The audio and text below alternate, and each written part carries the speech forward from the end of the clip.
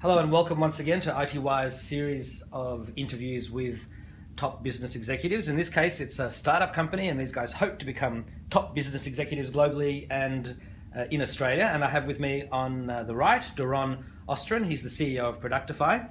And I have on the left, Dean Steingold, who is the COO. Welcome. Thank you very much. Okay, so please tell us what is Productify and tell us a little bit about your founding. Obviously, it's still pretty fresh. Some exciting milestones you've had, and tell us about your top two products at the moment. Sure. Productify is software to really solve the pain of managing product data.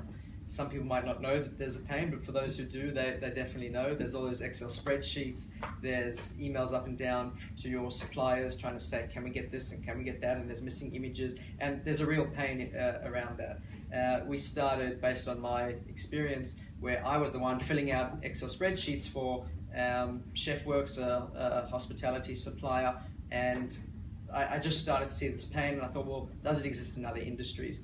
That's when Dean and I then started to do some research. So we actually founded it 2.5 years ago. We met through our girlfriends. We didn't know each other, and they all went for a girls' dinner, and I just moved back from America, and I phoned Doron. I said, let's go for dinner. And at the dinner, he was telling me about this pain in the industry that he's felt, and I was always in property, so I never understood that there was such a pain. And throughout the dinner, we just kept discussing it, and I said, listen, I've just come back from America, I'm looking to do something, this sounds like a great opportunity. Startups are all the rage. Let's do it together. So I'll do the business side, you do the tech side, and we work very well together because we have very different skills. And at that dinner, we founded Productify.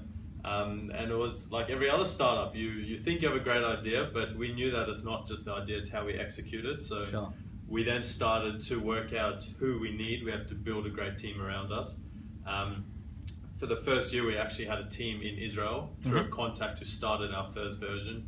And over the year, we went back and forth to Israel, and we figured out that it's very hard to, the time zone, and they say at the end of each week that they've reached these milestones, but you're not 100% sure if they've reached them or if they've done correctly. And so fast forward a year, we ended up we met our CTO at a market research meeting at a big company in Australia, and after that meeting we actually hired him and then built up a team around him in Australia. So that was our first actual pivot as a startup. It wasn't even a technical pivot, it was a team pivot, which as a startup you have to take these chances. You have to know when to hire, when to fire, when to bring on the right people who complement you and your skills.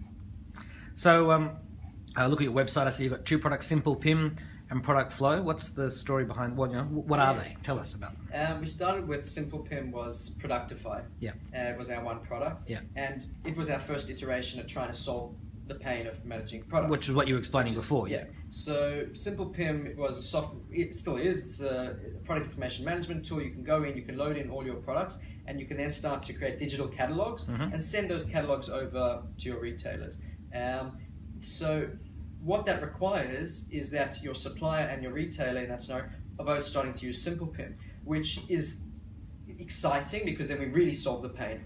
There's no manual, there's no Excel, pain solved. And it's all cloud-based. It's all cloud-based, it's hosted, it's very low fee, it's like $50 a month it starts off at. And that was really the exciting time for us. We launched Simple PIM, we got all excited, and then started to realize you can't change an industry on both sides. It's like a new marketplace. It's tough, it's going to take time. So this is the birth of Product Flow? And that was when we started to realize we have to pick supplier or retailer and solve one of their pains to begin with. You can't change the world, start small.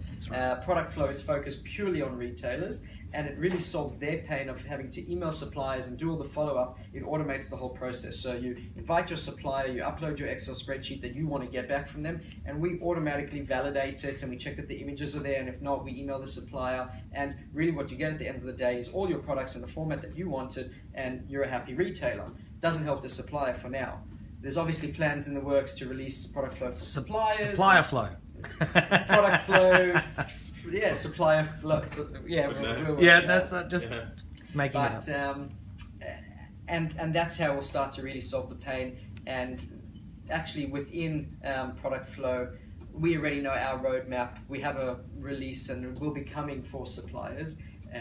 Because if you start to think about it, they're filling in these Excel spreadsheets, and every time you do it, it's all the same information. You only have so many products. but for every person you have to do it a bit differently.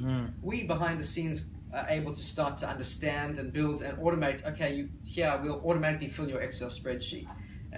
So there's a lot of smarts going on. We've built a really smart team, we think, in terms of what's out there. We've been around now for 2.5, nearly 3 years, and there's nothing. Moving from startup into a more mature business phase. I can hear the guys clicking away behind me. Yeah. They're still working. Good job. Any specific customers or case studies you want to share?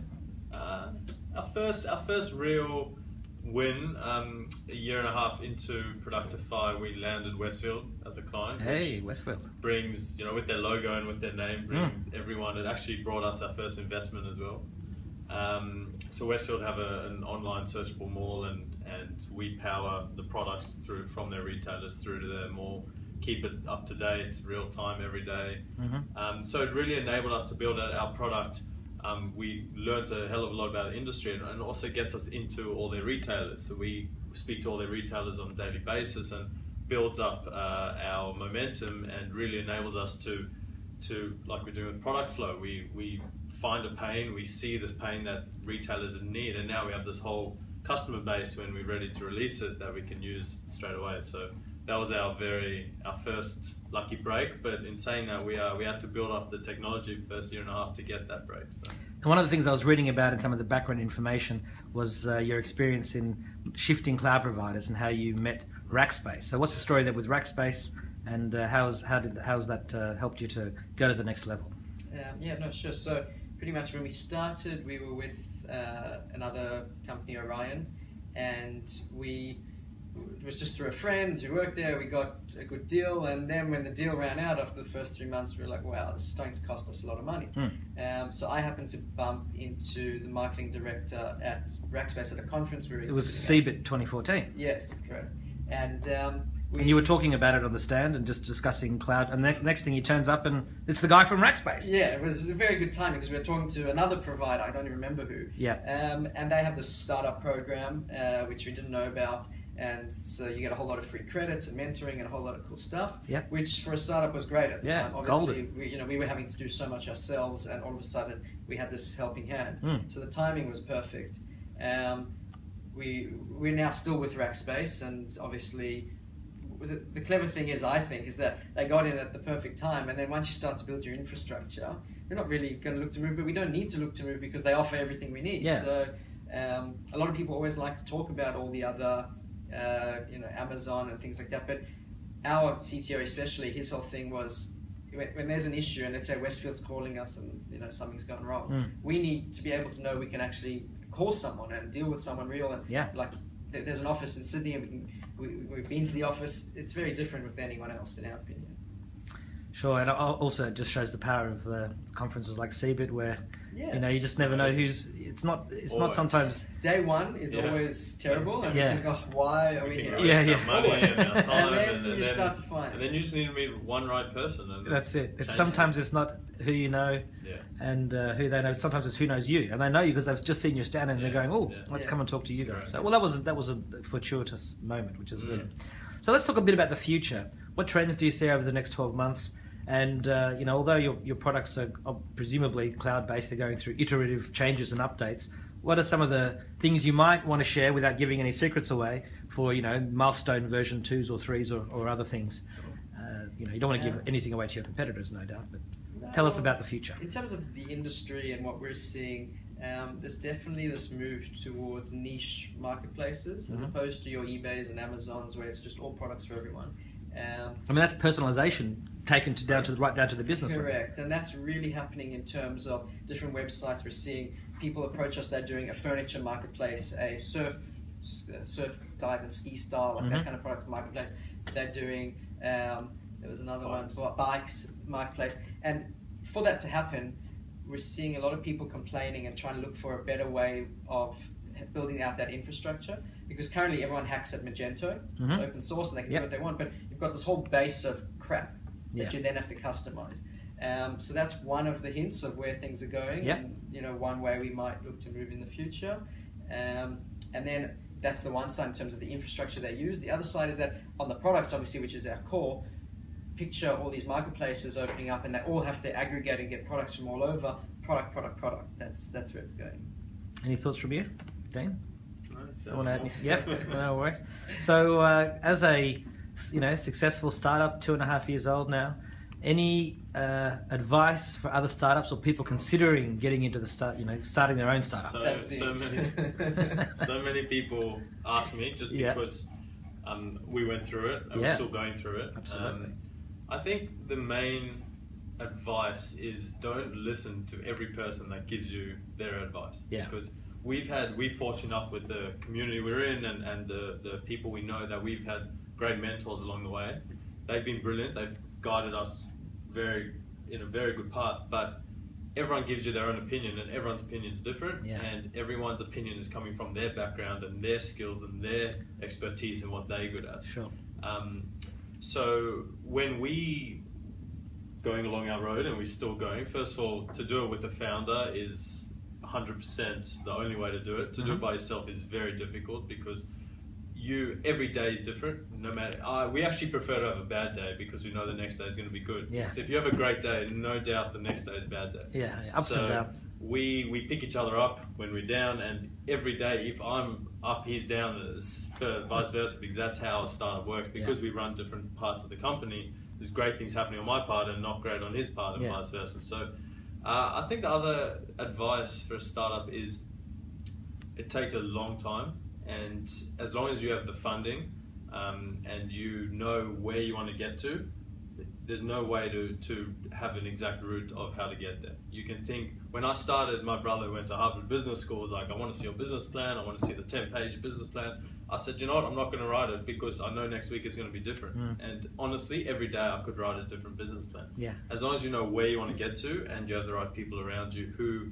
help every day. Everyone has different skills. If there's two people who are very similar, it doesn't help each other. So everyone has to have different skills, and then you keep working towards that end goal. And I guarantee the way you get there is not the way you ever thought you'd get there. That's it, ever. yeah. And that's the best part of it. Yeah. And we've been introduced to so many people along the way that have been great to us, and you really meet amazing people and you learn so much about business. Going to doing a master's in business doesn't teach you anything compared to doing it yourself. That's right. Putting your own, and I would also say put your own money in at the beginning, because unless you have your own money in, you're never going to value spending the money, who you're spending it on, what you're spending it on. So you really have to have your own skin in the game. Yeah. And then people want to invest in you because you've invested in yourself. That's it. And Doron, anything from you? Any tidbits? Just the founder thing is definitely the key. We always say, we look at we're so lucky to have two of us and each other because it's tough. Yeah. Those down days, it's just like, how will we ever get there? But then you pull through. So, any final messages for iTWire readers or current and potential customers? Sure. I mean, really, if you're in products and you have that pain, you'll know it. I don't have to explain it. Contact us. We're doing a lot, and we can definitely, I'm sure, help you out. We're working on a solution that when people first hear about it, they think, wow, that's a great solution, but how's it actually going to work? Because people have been so stuck in their ways that they don't believe that there is another way to do something. And that's why we've spent nearly 3 years perfecting it, because we want people to keep their same process of the same workflow process, just with our technology it makes it much more streamlined. So we've been going as slowly to really get it right and not trying to rush it out there and get people to use it and then it doesn't work correctly for them. So we've had a lot of case studies and I think we're ready to go. So any problem with our product information, the flow, that's what we're solving. Doron, Dean, thank you very much. Thank you.